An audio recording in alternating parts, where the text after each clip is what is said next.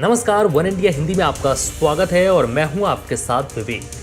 देश में चल रहे कोरोना वैक्सीनेशन के बीच कोरोना के खिलाफ इम्यूनिटी बढ़ाने का दावा करने वाली पतंजलि की दवा कोरोनिल को लेकर एक बार फिर विवाद पैदा हो गया है। योग गुरु बाबा रामदेव के द्वारा प्रवर्तित पतंजलि आयुर्वेद के सर्टिफिकेशन को लेकर ये नया विवाद खड़ा हुआ है। कोरोनिल के लॉन्चिंग कार्यक्रम में स्वास्थ्य मंत्री डॉक्टर हर्षवर्धन और केंद्रीय मंत्री नितिन गडकरी भी मौजूद थे। पतंजलि के इस उत्पाद को कंपनी ने कोविड-19 के लिए पहली साक्ष्यों पर आधारित दवा करार दिया था।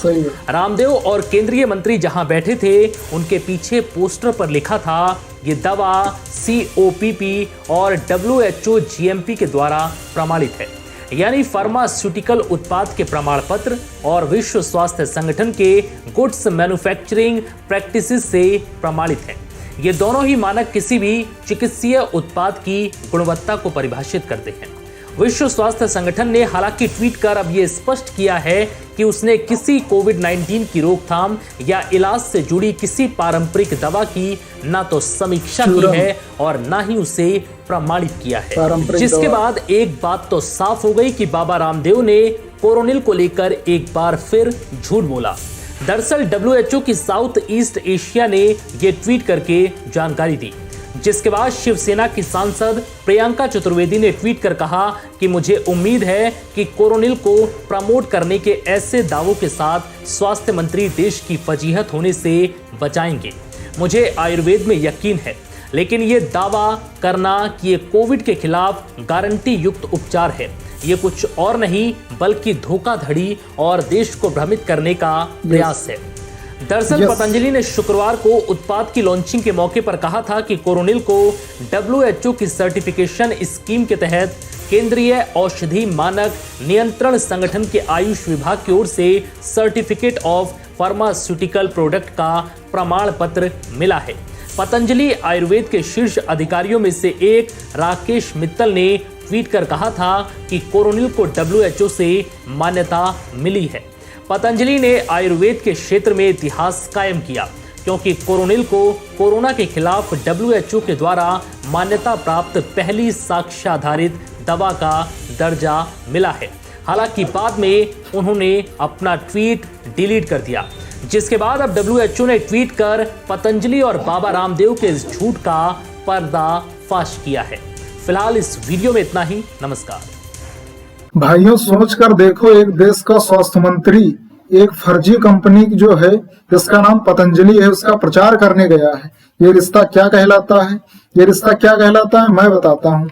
रामदेव ने डॉक्टर हर्षवर्धन से कहा होगा, एक चूरन है हमारे पास, उसकी कीमत है 1 रुपए और वो 100 रुपए में बिक सकता है। उसको बस बेचने के लिए आपकी जरूरत है तो आप उसे बिकवाने में मदद करो, जो भी प्रॉफिट है आधा आधा होगा। और डॉक्टर हर्षवर्धन की जो हाई कमान है, उन्होंने भी कहा होगा, हाई कमान कौन, जैसे RSS वगैरह, तो उसने भी कहा होगा पश्चिम बंगाल में चुनाव है और कुछ नहीं तो पेट्रोल का खर्चा ही निकल आएगा। खैर, खेल बड़ा है, पैसा पैदा करने का ये जो तरीका है इन लोगों को देश और बहुजन समाज के लिए बहुत ही घातक है। हमें सदैव इनके गैंग से बचकर रहना होगा। ये फर्जी कोरोनिल किट को कौन खरीदेगा? दलित लोग खरीदेंगे, पिछड़े लोग खरीदेंगे और ये पैसा हमारे खिलाफ ही यूज होगा। और यूज कौन करेगा? बीजेपी करेगी, RSS करेगी, बड़ी बड़ी गाड़ियां लेंगे, बड़े बड़े कार्यालय खोलेंगे। आप लोग देखते होंगे गली गली में बीजेपी के कितने हाई फाई पोस्टर लगे रहते हैं। इन्हीं ये पैसा कहाँ से आता है? इन्हीं पतंजलि जैसी कंपनियों से आता है, इन्हें से इनकी साठगांठ है। हमें यह सब समझना होगा, हम पतंजलि का कोई भी प्रोडक्ट ना खरीदें, इससे हमारा बहुत बड़ा नुकसान है। रही बात रामदेव की, तो ये यादव है लेकिन ब्राह्मणों की गोद में बैठा है, इसका ब्रेन वॉश हो चुका है।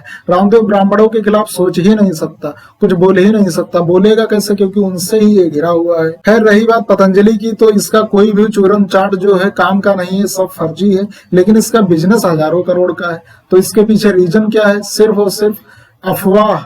अफवाह के सहारे ये पूरी कंपनी चलती है। बताओ, रामदेव चूरन को कह रहा है कि यह WHO से सर्टिफाइड है। WHO को भी ट्वीट करना पड़ गया कि मैंने किसी भी आयुर्वेदिक चूरन को प्रमाणित नहीं किया है। फिर उसके बाद देश की IMA यानी इंडियन मेडिकल एसोसिएशन ने भी इसका कान खींचा। भाइयों, ये पूरा भारत देश अफवाहों से ही चलता है। अफवाह फैलाता कौन है? अफवाह फैलाते हैं ब्राह्मण अफवाह फैलाते हैं, ये चाहे किसी भी जिम्मेदार पद पर बैठे क्यों ना हो। अब देखो, बताओ, एक दवा जो है फर्जी दवा कोरोनिल शामिल, उसके प्रचार के लिए वो आए हैं स्वास्थ्य मंत्री।